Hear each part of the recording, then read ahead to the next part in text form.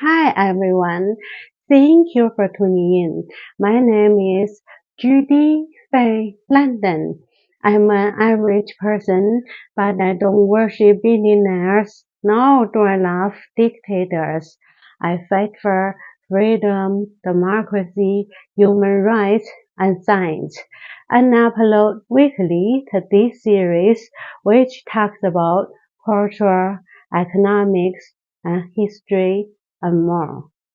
Okay, my friends, before we dive into today's topic, please allow me to thank the friends who bought me coffee from my website last week.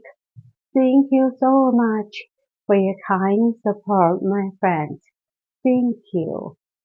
Okay, my friends, as you know, several days ago, the oldest President Trump attended a military parade to celebrate his 79th birthday. Yes, they said they were also there to celebrate the Army's 250 years anniversary. As you also know, that day, people in 2,000 locations across the country gathered for No King's Day, countering Trump's celebration. Unfortunately, I was on a long business trip. I would have joined them if I were there. Yes, I watched those brave people protesting on YouTube. And I remember some Trumpers constantly saying, "Long live the King Trump" on live chat. And I also remember whenever I saw these words, I would say the founding fathers didn't like kings, so they founded the United States. If anyone wants a king, they are not real Americans.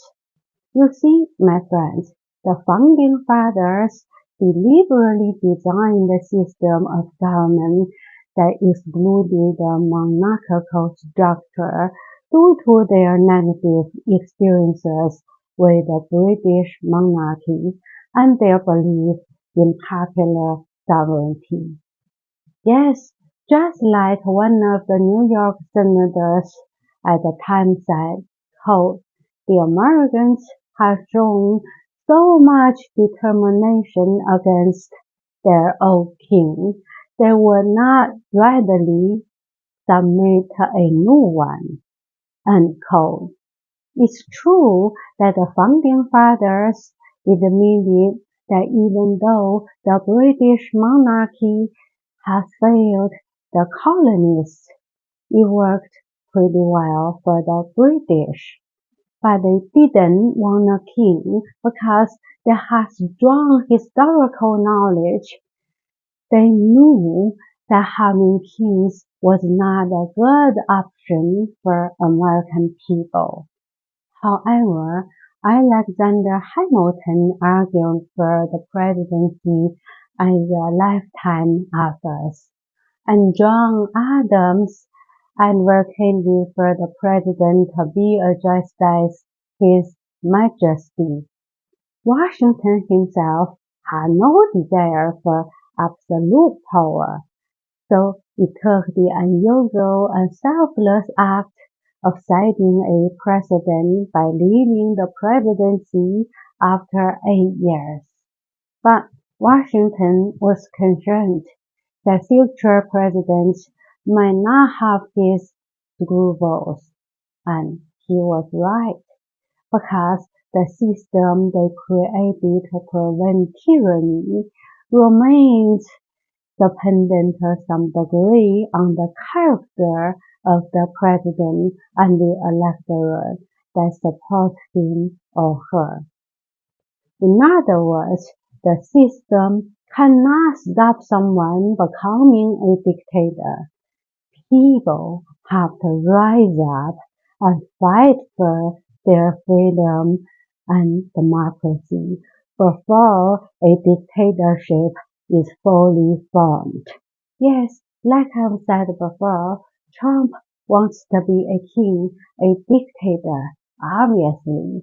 But he'll never succeed, because one of the reasons is you, the people, will stop him.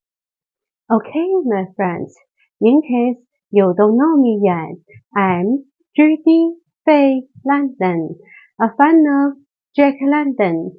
I'm a published writer who writes fiction and non-fiction novels and short stories.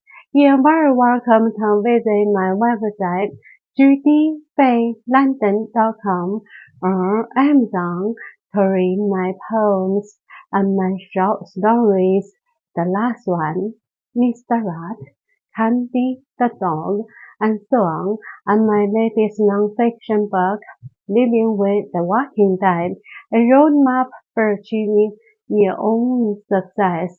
I hope to see you there, and I thank you so much for your kind support, and thank you very much for subscribing to my YouTube channels, Judy Faye London and Judy Plus.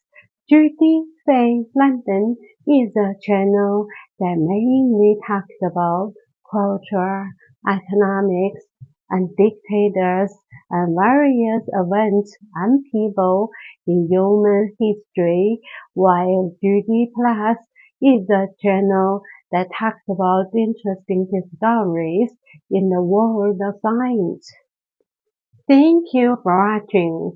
And my friends, if you haven't subscribed to this channel, please hit the subscribe button. It's totally free. Thank you.